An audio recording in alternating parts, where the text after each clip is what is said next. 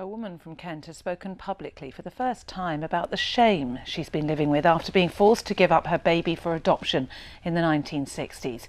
Jan Doyle from Folkestone was 16 when she found out she was pregnant. She's been telling our reporter Chrissy Reedy why a formal apology from the government is needed soon. Jan Doyle from Folkestone was just 16 when she fell pregnant. I know you'll be happy to know that David went to his new home last Saturday. Jan says she was forced to hand over her baby for adoption when he was 6 weeks old. I had to formally agree to adoption, but it wasn't my decision. It wouldn't have been my decision. So I was taken to this room. See him now, and it seemed as though he was the only cot, but I think there must have been other beds and cots in this nursery. But it was a big cot, and there was this little baby. This little boy, my little boy, in this cot, all alone. And I just said goodbye. And that was it. Up to 250,000 unmarried women say they were coerced into handing over their babies during the 1950s, 60s and 70s. Many say they were never able to go on to have children, and the loss of their baby led to a lifetime of grief.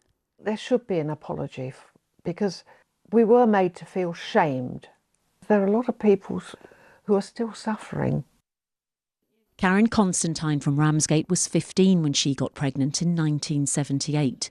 While she managed to keep her son, she's written a book about the guilt and shame many of the women have had to bear. It's such a hard thing to understand that you're young and vulnerable, and there's this kind of culture of shame and secrecy, and you're sent away. And whilst you're there, you're told that you're a bad person and you're not fit. Basically, you're not fit to be a mother. Many of those affected by the scandal say time is running out for the government to formally apologise.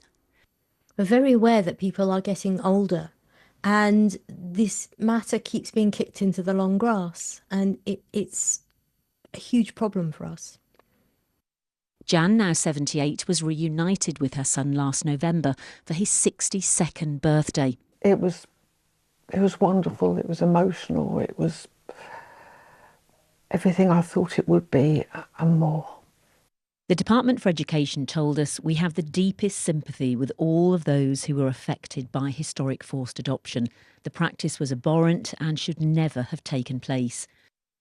Jan feels lucky to have her son back in her life, but says historical forced adoption ruined many lives, and those affected will continue the search for justice.